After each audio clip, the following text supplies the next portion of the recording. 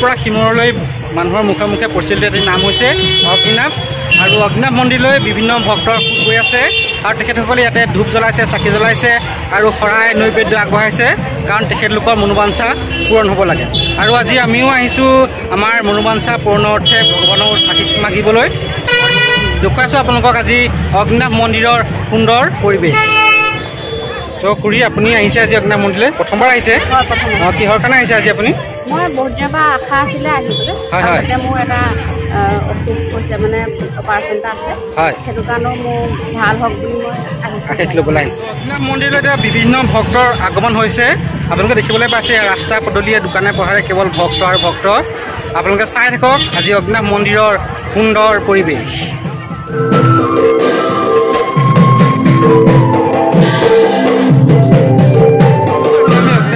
ভিতৰত সোমালোহি আৰু ইয়াতে প্ৰাৰ্থনা গাই আছে আৰু ৰাইজৰ দেখিলে কিমান ভিৰ হৈ আছে আজি। খুব আনন্দ লাগিছে, খুব ভাল লাগিছে। হয় হয়, ইমান ভক্তগণ আহিছে আজি। মোৰ নিজৰ স্বাস্থ্যটো বেয়া কাৰণে মই ইয়াত আশীৰ্বাদ ল'বলৈ আহিছোঁ। হয়,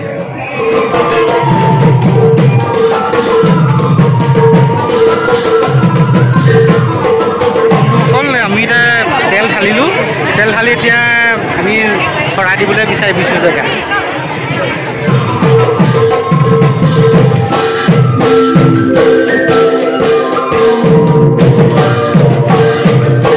আজি বাবাৰ ওচৰত ইমান মানুহ হৈছে, আমি শৰাই দিবগৈ পৰা নাই আৰু গোটেই মানুহ ভিৰ হৈ আছে। গৰমত মানুহ গোটেই চাটি ফুটি কৰি আছে একদম।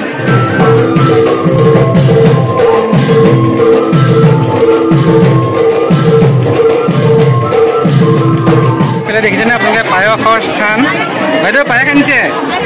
অঁ অঁ অঁ, দাদা আপুনি কোন জেগাৰ পৰা আহিছে? মই নমস্কাৰ, মোৰ নাম মুকুল দাস। মই বেলেগুৰি অকলামুখ নকচৰ সমষ্টি।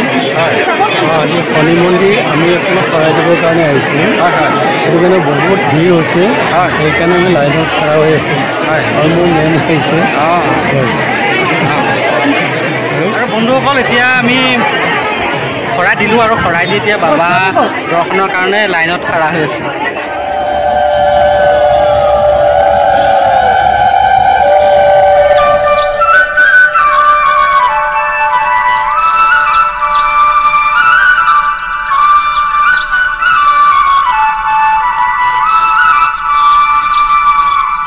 আৰু বন্ধুসকল, এয়া আমি লাইনত খাৰা হৈ আছোঁ আধা ঘণ্টামানৰ পৰা।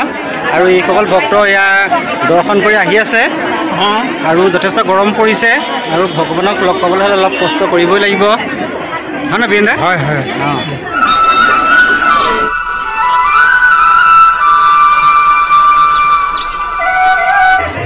অঁ খুৰী, এইফালে চাই দিয়ক। কিমান সময় হ'ল লাইনত থকা?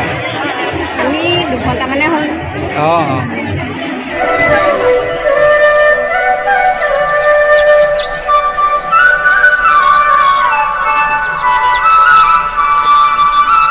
পবিত্ৰ শাওণ মাহৰ শেষৰটো সোমবাৰ অগ্নিনাভ মন্দিৰত অসংখ্য ভক্তৰ ভিৰ হৈছে আৰু এইসকল ভক্তই বাবাক দৰ্শন কৰি বাহিৰলৈ ওলাই আহিছে।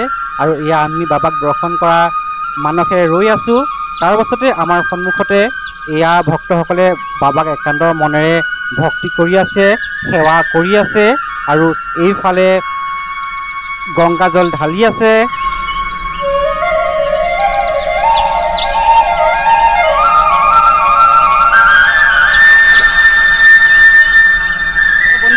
এয়া মই বাবাক দৰ্শন কৰি বাহিৰলৈ ওলাই আহিছোঁ আৰু এটা সুন্দৰ আধ্যাত্মিক পৰিৱেশ হৈছে, এটা ভক্তিময় পৰিৱেশ হৈছে আৰু ভাল লাগিছে আহি।